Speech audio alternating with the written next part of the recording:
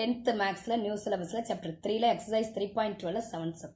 இப்போ சம்ம என்ன கொடுத்துருக்கான்னா 2 கேலரி கொடுத்துருக்கான். ஒரு கேலரியில் 4 சிங்கர்ஸ் இருக்காங்க, செகண்ட் கேலரியில் 9 சிங்கர்ஸ் இருக்காங்க.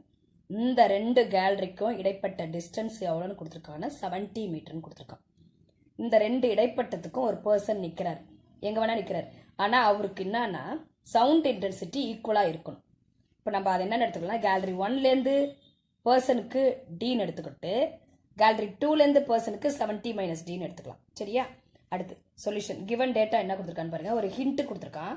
ஹிண்ட் என்ன கொடுத்துருக்கான்னா the ratio of the sound intensity, அதை நம்ம என்ன ரேஷியோவில் எடுத்துக்கணும். என்ன கொடுத்துருக்கான், 4 சிங்கர்ஸ் 9 சிங்கர்ஸ், அதை ரேஷியோவில் எடுத்துக்கிட்டா 4/9 எடுத்துக்கலாம். சரிங்களா? அடுத்தது இஸ் ஈக்குவல் டு, ஈக்குவல் போட்டாச்சு.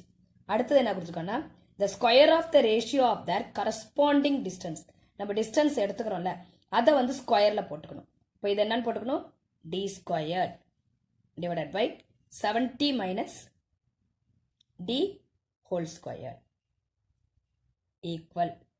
இப்போ நான் என்ன பண்ண போகிறேன், இந்த 4/9 அப்படியே போட்டுக்க போகிறேன். 4/9 ஈக்குவல், இந்த ஸ்கொயரை காமனாக எடுத்துக்க போகிறேன். டி பை 70 - டி ஹோல் ஸ்கொயர்னு எடுத்துக்க போகிறேன். இந்த ஸ்கொயர் இந்த சைடு வந்துடும். இந்த சைடு வந்தால் என்ன ஆகிடும், ரூட்டாக மாறிடும்.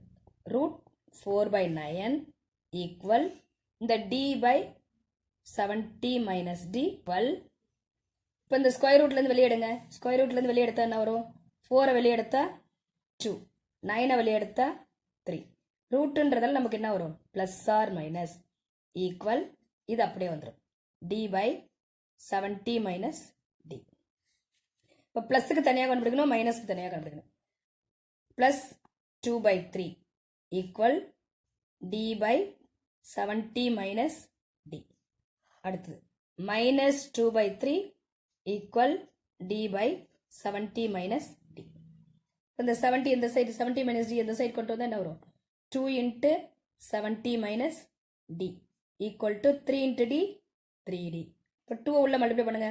2 × 70 140, 2 × d -2d ஈக்குவல் 3d. இந்த 2d இந்த சைடு கொண்டு வந்துருங்க. 140 ஈக்குவல் 2d இந்த சைடு கொண்டு வந்தால் 5d ஆயிடுமா. 5d d கண்டுபிடிக்கணுமா. d equal to 140 divided by 5. d equal to, இப்போ கேன்சல் பண்ணுங்க. 5 2s are 10, remaining 4, 8 5s are 40. இப்போ 28 மீட்டர். இந்த டிஸ்டன்ஸ் 28 மீட்டர். இப்போ அடுத்தது மைனஸில் போடுங்க. மைனஸில் போட்டால் -2/3 ஈக்குவல் டி × 70 - டி. இது இந்த சைடு கொண்டு வந்துடுங்க. -2 × 70 - டி ஈக்குவல் 3 × டி 3d. இது உள்ள மல்டிப்ளை பண்ணுங்க. -140 minus into minus plus 2 × D 2d equal to 3d. -140 அப்படியே வச்சிங்க ஈக்குவல் 3d. இந்த 2d அந்த சைடு கொண்டு வந்தால் -2d. இந்த 3dலேருந்து 2d மைனஸ் பண்ண என்ன வரும், 1d. இப்போ d ஈக்குவல் டு என்ன கொடுத்துருக்காங்க, -140. இது நெகட்டிவ்ல இருக்கிறதால இந்த ஆன்சரை எடுத்துக்க முடியாது. cannot be negative. சரியா? எடுத்துக்க முடியாது. நம்ம எதை எடுத்துக்கணும், டிஸ்டன்ஸ் ஈக்குவல் டு 28 மீட்டர். என்ன பண்ணணும், நம்ம distance from gallery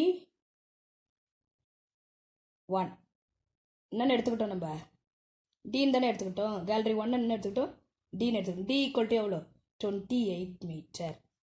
distance from gallery 2 என்னென்னு எடுத்துக்கிட்டோம், நம்ம 70 - டின்னு எடுத்துக்கிட்டோமா.